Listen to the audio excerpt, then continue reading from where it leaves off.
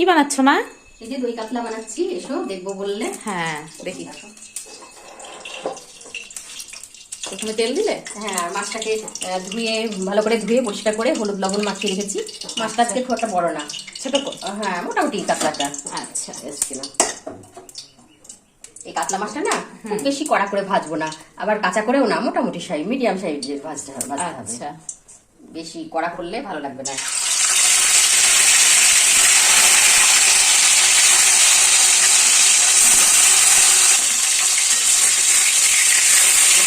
ভাজা হয়ে গেল, এবার এদিকটা একটু ভেজে নেব।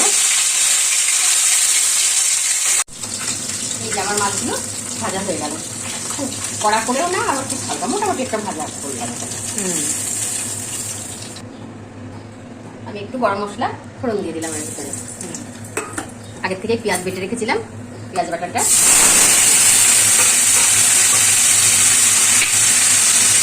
পেঁয়াজটাকে একটু বাদামি করে ভেজে নেবো, পেঁয়াজ বাটাটাকে। আচ্ছা, এটা হতে হতে আমি একটু কাজু আর পোস্তটা বেটে নিই। এই দুটোকে একসাথে বেটে নেবে? হ্যাঁ হ্যাঁ,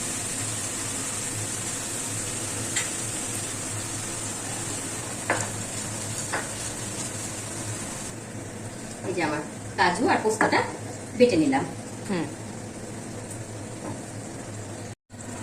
এবার আমি কাঁচা লঙ্কা আর আদাটা একসঙ্গে বেটে নিয়েছিলাম, দিয়ে দিলাম।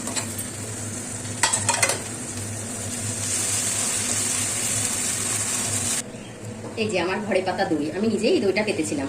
আমার অল্প মাছ, এই 3 চামচ মতো দিচ্ছি, যেহেতু দই কাতলা, দই তো লাগবেই। হ্যাঁ একদম এই গরমে দইটা খেলে পেটটাও ঠান্ডা থাকে। প্রত্যেকদিন দুপুরবেলায় দইটা খেলে, দইটাকে ভালো করে ফেটিয়ে নিতে হবে। আদা আর কাঁচা লঙ্কাটা একটু ভাজা ভাজা করে নিলাম, যাতে কাঁচা গন্ধটা আদা চলে যায়। এরপরে আমি দইটা দিয়ে দিচ্ছি।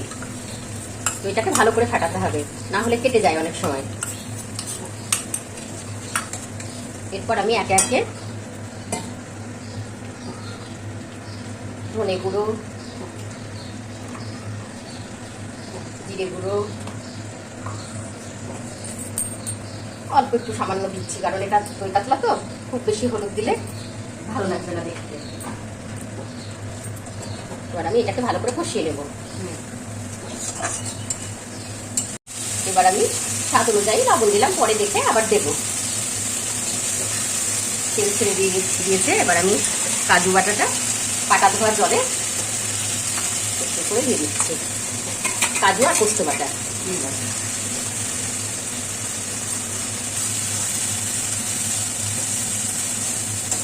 এটাতে তেল ছেড়ে দিচ্ছে। হ্যাঁ, মশলাটাকে খুব ভালো করে কষিয়ে নিলাম। এবার আর এটা একটু সাদা সাদাই থাকে, আমি লঙ্কা গুঁড়ো দিচ্ছি না।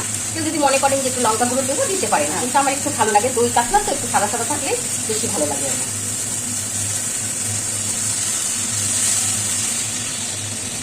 জল দিয়ে কিছুক্ষণ ফোটাতে দেবো, একটু ঢাকা দিয়ে দেবো। আমি এবার ঢাকাটা দিয়ে দিলাম, কিছুক্ষণ ফুটবে। ফোটার পর তারপর আমি মাছগুলো দেবো। এই যে এবার ঢাকা খুলে নিলাম, এই যে হয়ে গেছে, দেখো গ্রেভিটা। এবার মাছগুলো আমি দিয়ে দিলাম এর ভিতরে, আর কাঁচা লঙ্কা চিড়ে রেখেছিলাম সেগুলো দিয়ে দিলাম। এই যে আমার দই কাতলা রেডি হয়ে গেল। দিয়ে মাছগুলো এর মধ্যে কিছুক্ষণ রেখে দিতে হবে। হ্যাঁ, এই যে আমার দই কাতলা রেডি। এই যে আমার দই কাতলা রেডি। আপনাদের যদি আমার এই রেসিপিটা ভালো লেগে থাকে, তাহলে লাইক, শেয়ার এবং কমেন্ট করবেন। আর এইরকম ভালো ভালো ভিডিও পাওয়ার জন্য অবশ্যই চ্যানেলটিকে সাবস্ক্রাইব করবেন, ভুলবেন না কিন্তু।